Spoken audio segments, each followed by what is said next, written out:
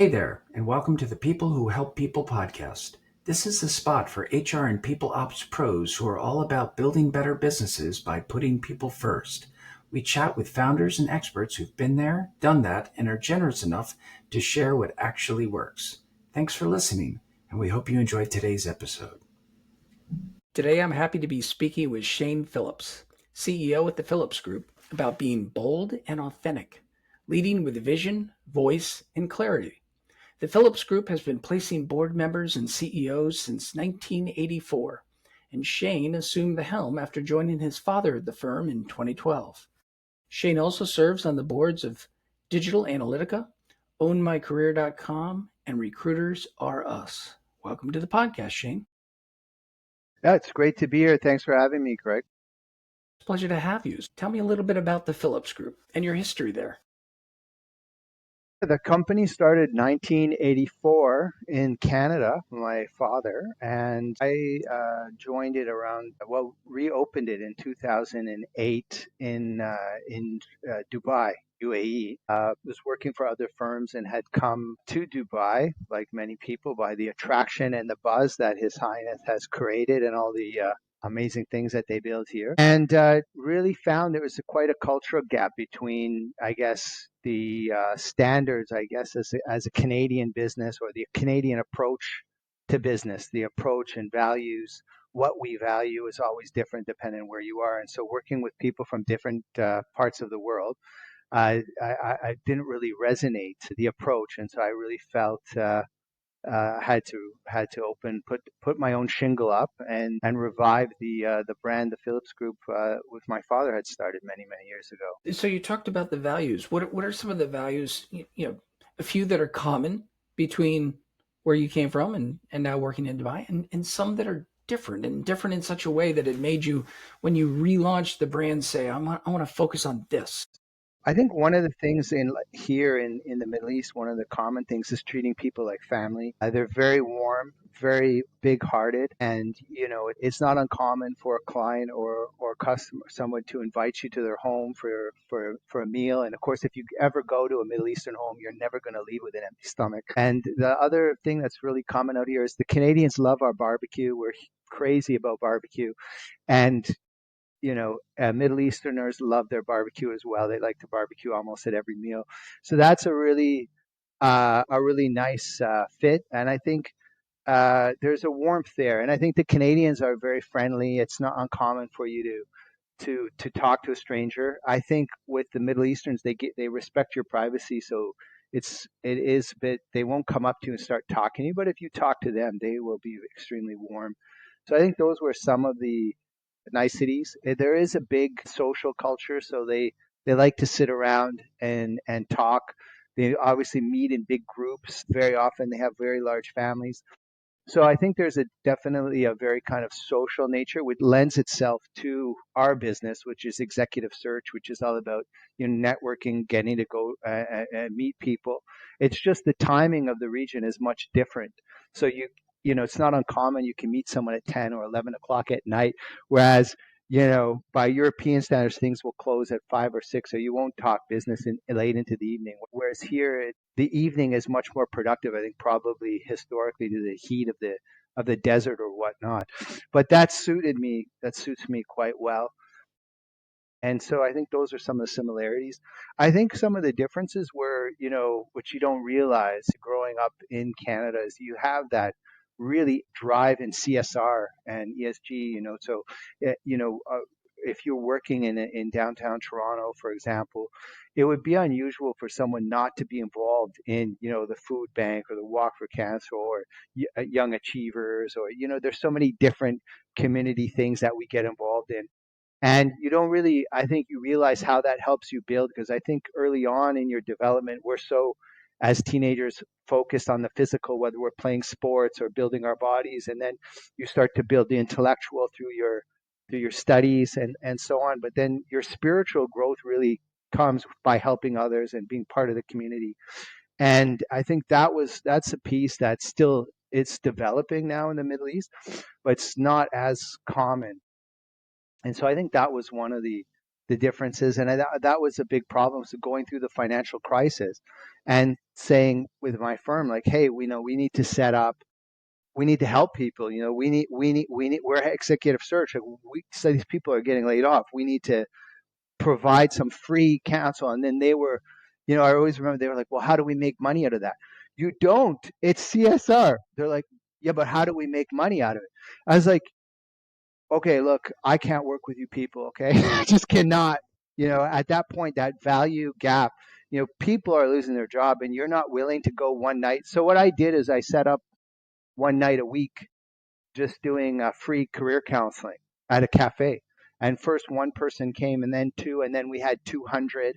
And then that grew into, we launched a radio show, was the number one talk career show in the Middle East. And we did a TV show called Top Guns, all about capturing success stories and then bringing it to the people. And then that culminated in a book because I couldn't help everybody. It's exhausting. Like, you can't, if you're doing free seminars all the time, you tend to go bankrupt. So I was like, look, I'll make this book. So we made this Get Your Dream Job. This thing is a sad endeavor because it's 500 pages long, and nobody wants to read 500-page book. Like, as soon as you say it's 500, it's game over. Nobody wants to read it. And the saddest part of this book is that I didn't stop writing 500 pages because I was done. I just stopped writing it because I was like, nobody's going to read this. So I just stopped.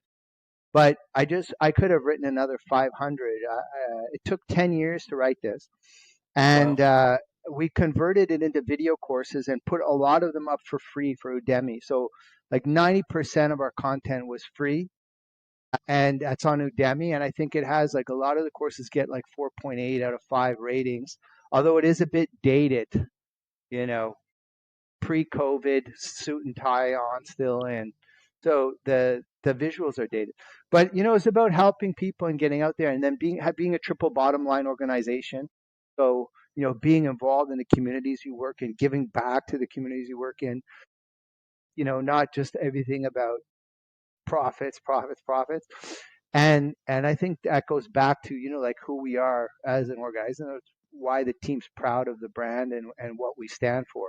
At the end of the day. Shane, you packed a lot into that one answer. Let me try to unpack a little of it. So, I mentioned in the intro you're on the boards of Own My Career, and Recruiters Are Us. And it sounds like you're not only committed to placing CEOs and board members, but also helping many along the way on their career journeys. And I noticed on your website, one of the things that you offer is packaged coaching services, career coaching services. So could you just talk for a moment about the stuff you sell, the line extension beyond recruiting to actually helping people with their careers? When someone says, I'd like to engage you to help me in the next step of my career, how does that work, and how's that specialty fit under your overall practice? Yeah, part of it started is because we would be doing a short list for, say, a CEO search, and you'd have 6 candidates, and two of them are really high integrity guys, have huge potential, but they're horrible at their interpersonal skills, or their interviewing. It's really bad. It's actually unethical to give advice to one candidate that the other candidate doesn't get. So if you're going to provide information or any kind of coaching, it has to be universal across all of the people. So that's why, we started to create also documentation and the videos as well. So, but what we found was that you would make some content. So, okay, like, just take something simple like the way a person shakes a hand.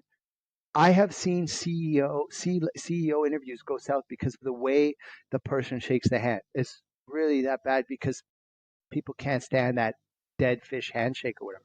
So you put an essay together, 4 pages. This is how you guys need to shake hands.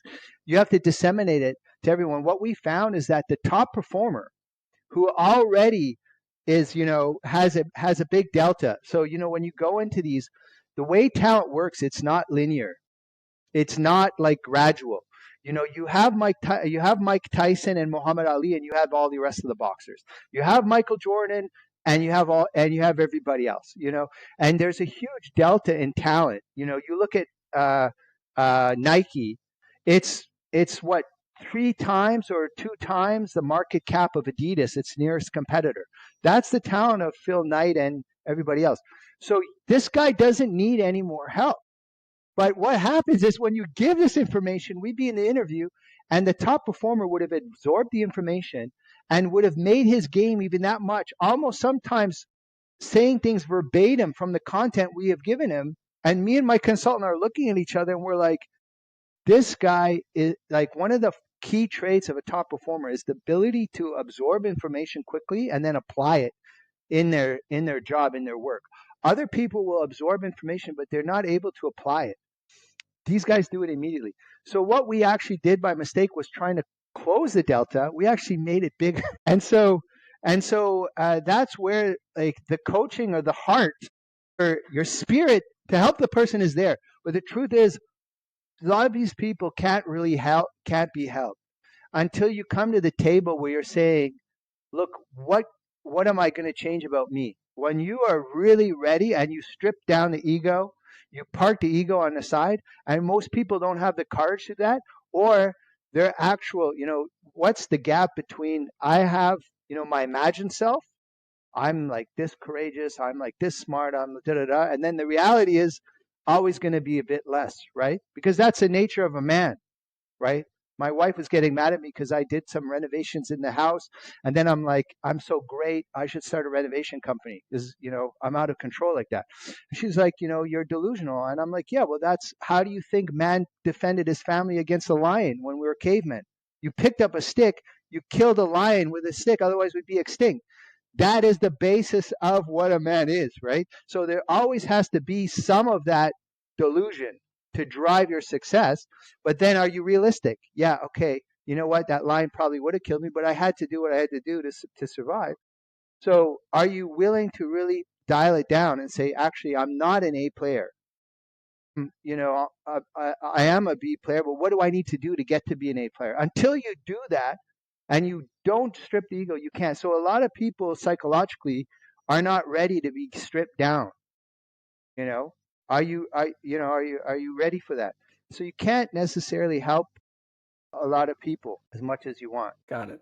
So, speaking of helping others and speaking of your wife's opinion of you versus your opinion of you, I know that.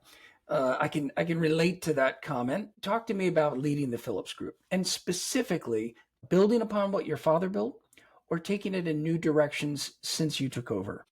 And I titled this Bold and Authentic Leading with Vision, Voice, and Clarity. How have you brought your bold approach, your authenticity, your vision, your voice, and your clarity to the leadership of your firm? Right. Well, I mean, I just tried to build on what he did. I mean, he was an industrial psychologist, and one of the things he did is he had created he's created his own psychometric test, for example. And that's a great experience. So being young and looking at how a psychometric is made, what the back end of that looks like, and how to build one, that really kind of gives you like a skill set. Or being I remember being in the car with my dad at 8 years old, and this guy goes flying past us, and my dad, and I'm like, well, Dad, that guy must be very results oriented because he's like, trying to get. And then my dad's like, no, he's just an idiot. But it still means that, at a young age, you're having a dialogue about executive assessment and growing up in that kind of environment. It gives you a natural home court advantage when you're, working in the field. And, for that, I'm eternally grateful. And kind of his depth of understanding is, I would have to say, much more than mine will ever be. His nickname was his clients nicknamed him Yoda because he would be able to predict what someone is gonna do so accurately. So I think that's a hard act to follow. But what we are been done is because having being a firm that has produced its own, we're one of the few firms that's actually produced our own psychometric tests and our own analytical tests. Now to take that into now as we come into the age of AI, it's a really exciting moment because you have all these really smart AI people, and they're like, "Well, we're going to automate the recruitment process." And we're like, "Go for it." And what's happening is they don't understand assessment at all. So what they're doing, it's like, "Hey, we're going to make ice cream, we're going to use these robots to make ice cream, but you don't have a good ice cream recipe. All you're going to get is something that's not so palatable." That's what's actually happening now. So they're actually taking these really bad because at the end of the day, most psychometrics are not designed to identify top performers. They're designed to explore your personality. If you take a simple example, you say, okay, let's take all the football players, take your assessment tool, and I'll take their names off, and you tell me who's Ronaldo and Messi. And they will not be able to identify those top performers. Or you do the same thing in a company. So you can see fundamentally the assessment protocol that 99.999% of companies are using is so fundamentally flawed. It's a joke. And now you're AI automating that. And it's like a bunch of monkeys in a car driving around doing donuts thinking that they're going somewhere. And you're going absolutely nowhere with this. And people are getting frustrated. And so what we have now created is a very strong suit of assessment tools that are not created by psychiatrists and psychologists, that are aimed by people who are interested in peak performance, the psychology of peak performance, and the markers of peak performance, so that you could take a team, take their names off, apply these tests, and we would be able to pick out not only who your peak performers are, but very interesting, which is who you're going to promote within the next 12 months. So one of the most important things is your promotability score, which no one else has, right? And so if you had 10,000, say you have 10,000 applicants, which in this day and age is nothing. You know, Emirates Airlines here in Dubai gets over 5.5 million applicants a Wow. year. Okay, so say you have 10,000, and I say, okay, we're gonna play a game. You can pick one thing, and you can test for one thing, and let's say it's a magical spell, and you get 100% accurate reading. What would the one thing that you want to know to make your selection of who's the best person? And the number one thing is promote. Who's the person that you're going to promote the fastest? Because that is the mark of a great employee. You know, one of the things you look at is how fast you increase your span of control. How fast are you going into larger roles, larger responsibility, larger authority? And that we stumbled on by mistake because that is how a search consultant makes their living, right? If you hire someone from me and I call you back and they get sacked, that's the end of my relationship with you.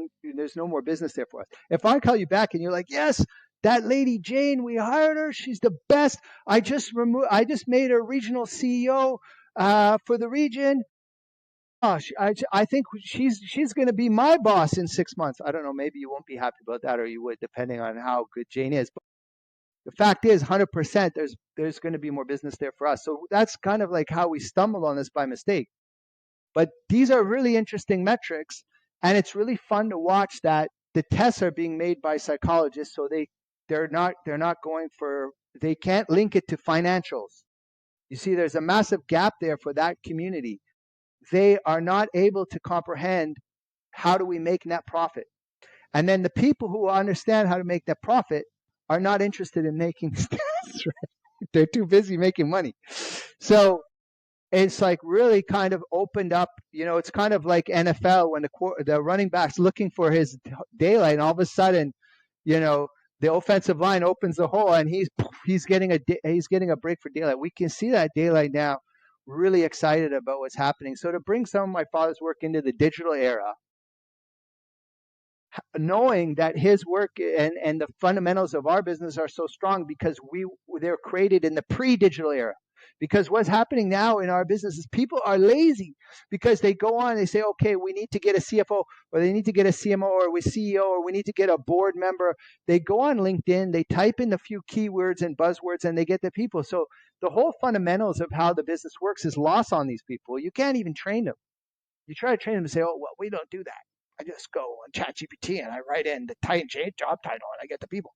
You know, and so all the fundamentals of competitor regression analysis, financial analysis, looking at organic revenue trends, eliminating inorganic revenue trends, identifying who the architects of that success is, and then, okay, well, what are the psychological drivers of that success, is lost on this generation unless they really want to dig for it. But you know, when I started, there was no internet, so you really had to understand who were the money makers, because to get a meeting with those 5 people took 3 weeks. So you didn't have time to, you know, was a different time. So I'm just asking your question. How, like how do we take what was there and how are we building on it? And I think the craftsman is dying in our society. You know, before you used to go out and you say, oh, my grandfather made that church, or my uncle is the best shoemaker. Look, and we had that identity of the craft, and people were not so much just trying to make money, but they were proud of what they were making. You know, like I was watching the documentary of Salvatore Ferragamo, and he made his first pair of shoes for his sisters, and he was just constantly trying to refine his craft on building that capability set. And that now, and we even see it when we're doing board and CEO selection, like loyalty is going out the window. These guys don't even care about their industry.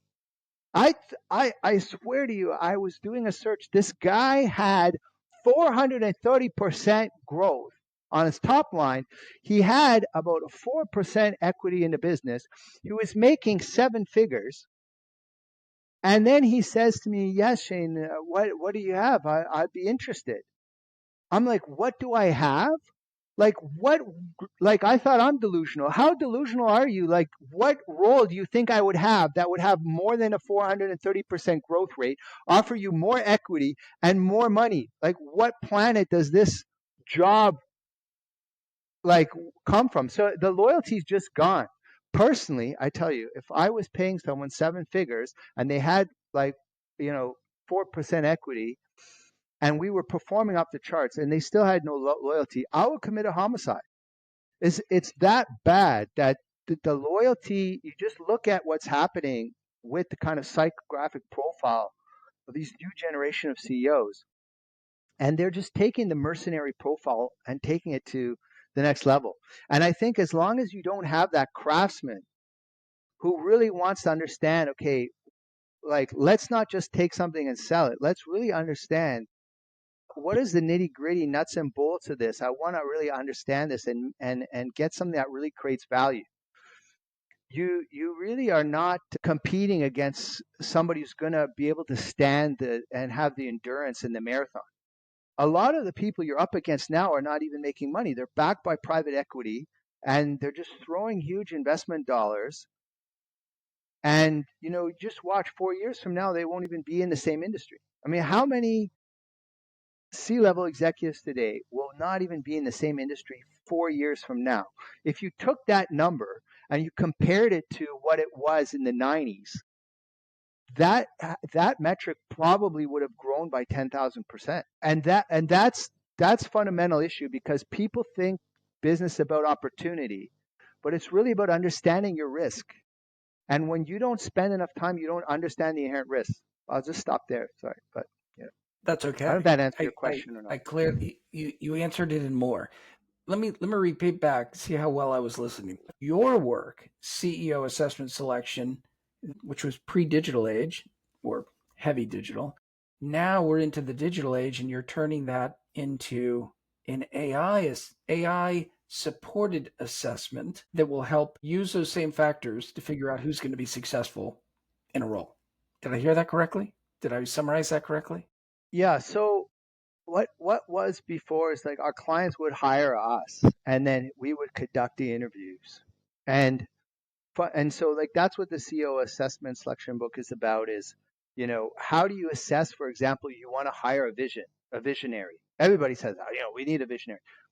Generally, you don't need a visionary, but in some cases you do. So how do you assess for that visionary piece? Now, without having someone experience in assessment, you would have been hard pressed. But now with agentic AI, debatably, you can translate these frameworks, which we attest vision on 5 different parameters, and you can then give a score for that. And then you don't necessarily need to have some loudmouth search consultant come in and do this for you. You can potentially do that. And what's the key thing is that most people don't know how to assess for vision. They say they want a vision, they have no clue. and you say, okay, well, what's your assessment provision? They have no clue. Uh, and even things that are easy to test for, they don't publish their technical skills assessment, right? So we publish the CEO assessment, the CFO assessment, the CHRO assessment, the CMO assessment. So all the C-suite roles, we have clear, defined frameworks to assess those people. And so you take something simple like strategy skills. So we worked with Bain Consultant to really break down exactly what it is that you look for. And the first thing, if you work with someone who's a real strategist, the first thing they do is grab data. So if I'm going to compete with you and I have a trained, top-notch, world-class strategist, the first thing that person's going to start instructing us to do is to get proprietary data about the market, about the customer, about the competitors. The second that your data quality is here and my data quality is there, I really have a huge competitive advantage, and so the strategy that you're going to create and the strategy I'm going to create, I have a much higher chance of creating a better strategy. So simple. So you really break it down. Just give me an example of something that people think they know how to assess and they miss, like certain markers that are highly correlated. So the second you see somebody, CEO or sometimes the CFO will assign 2 or 3 executives to acquiring data from the market in proprietary ways, this is a really highly correlated with a very high, strong strategic competency. And so what we're doing now is taking that where normally you would have to bring in someone like myself who has been interviewing people for 20, 30, for decades, and then give you that opinion to understand what those correlates are. We're now able to digitize those correlates and then apply that into an automated fashion. The catch is, very senior people are not going to let an digital avatar interview them, depending on how are you going to do that, right? How are you going to get a real top performer will not have time to engage in an assessment process. Sure. So how do you Right. overcome that? Well, so that's why we're not extinct yet. AI hasn't replaced us yet, but we are. I'm not going to lie, we are scared. Anyone who says they're not scared right now is probably stupid. But we are, and that's why we have to embrace this AI thing, and we have to try to, in an odd way, everybody's racing to make themselves obsolete by by contributing to this AI race. What else are you going to do? So we are doing it, but right now you still will need that personal relationship. The person is not necessarily going to come to the window, and you need to use different techniques that we have a huge kind of arsenal of to engage with that top performer and bring them to the table.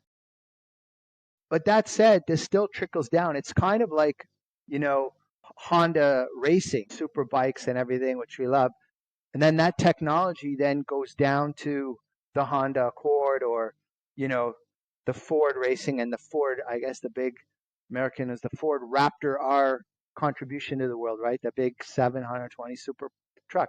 So and now they're talking even with the TRX going to 1,000 or whatever. So that racing technology gets distilled down. So you then can still say, okay, well, maybe we're hiring a strategic analyst, and so we still will use these presets and put it down.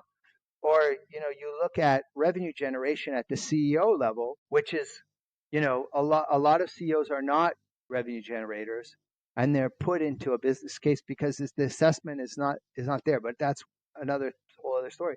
That still distills down to a front entry level salesperson, and there's a lot of very interesting things you can do digitally with that to ensure that you dramatically increase your hiring accuracy from what you're doing now easily by 100%, because what your people are doing now is so bad, and it's so horrific. It's so horrific that I'll tell you what, if you're hiring an entry level salesperson, I will bet you however much, $50,000, 100,000, whatever you want to bet. You take an ad, and it will be like, okay, pick your best, whatever you want to do to select that. And you'll pick your top 10. And when you call those guys, or ladies, people, or whatever in between. You call them, and they won't even know what job or what company. They won't even recognize the company. They'll be like, "What job is this? I can't remember," because they would have applied to so many jobs. They have no interest in your company, no passion for the business. They don't even want to have a career in sales. And so but they have really nice CV. I would have graduated from, Penn State or some Wharton or whatever. It's great school. And it's just garbage, right? Because it's garbage because they don't want to, they don't want to do the job. Like my friend, my wife's a doctor. Her friend graduated from medical school, is a qualified doctor, and doesn't want to be one. So she just does whatever else she wants to do, but she just never picked up as a practicing doctor, which is whatever. But that's what it is. You don't want to be a doctor. It doesn't matter how much medical knowledge you have. Sure. One of the things that you mentioned was preparing your firm to compete going forward in the digital age when hopefully we're not all replaced by AI. And I noticed that you're on the board of a firm called Digital Analytica. And I'm curious, how much are you able to leverage that partnership in some of the things you just discussed, or in some of the ways that you're thinking about how do I keep my firm relevant in this in this age of increased usage of AI? Yeah. Well, And I that'll think be our last the question. sure. Okay. Digital Analytica. So Nasser Zega is a big inspiration to me. He's a great entrepreneur. And I actually met him as a candidate when he was the chief information officer for one of the banks. And his work ethic and focus is bar none. He's one of the hardest working guys I've met, and I have huge respect for him. And it's imperative for us to pair up because we were taking on a lot of search work in the digital space, and we you really need to have a CIO quality level person in the room in order to manage that process. So that's where kind of the partnership helped, and then automatically, digital transformation is kind of one of the main themes. So that's where Nasser and Digital Analytica comes into the table, is driving your AI transformation, your digital transformations, and also helping you build out your tech ecosystem, whether that's a software and hardware piece. So that kind of digital consulting is mission critical to us.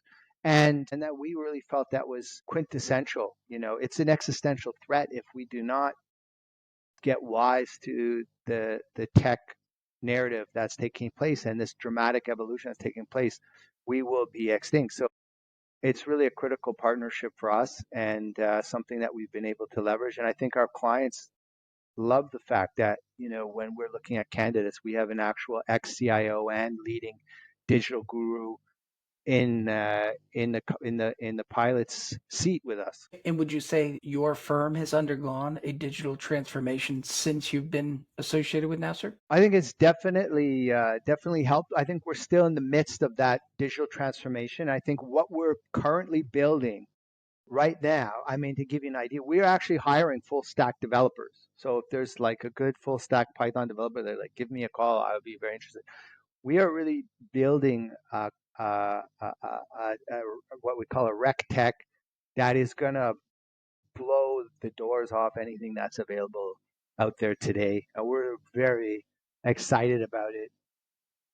And actually, I just had one of the most successful businessmen in Dubai pledge his support to us in that. It's attracting a lot of attention, actually. So we're very excited. And of course, Nasser is a big part of any of our success. I mean, he's in Florida right now, actually, I believe. So he's a global guy, and they've had a big role in it for sure. Terrific. Your RecTech tool, let's close on that. When's that going to become available? When will that be available in beta? I would hope within 4 months. Okay. It's a bit slow by tech standards, I know, but better late than never. So it should take us about 4 months, and then maybe Terrific. we can come out again. That'll be something to look forward to. Yeah. Shane, I've enjoyed our conversation today. If somebody heard something and they'd like to get in touch with you or follow up, what are some of the best ways to reach you? I can certainly list your LinkedIn and website address, but how do you prefer to be contacted? Just call me on my WhatsApp. You can call me directly on my mobile. plus 971-50-940-7537. And I'm also on WhatsApp on that number. Okay. Email, you can email me, LinkedIn as well. Good. WhatsApp is the I easiest. will I will include your WhatsApp. That's how you and I communicated this morning, and it worked out just fine. So, Shane, thank you for joining the podcast today, and appreciate you being a guest. Thanks, Craig. Bye for now. All right. Bye now.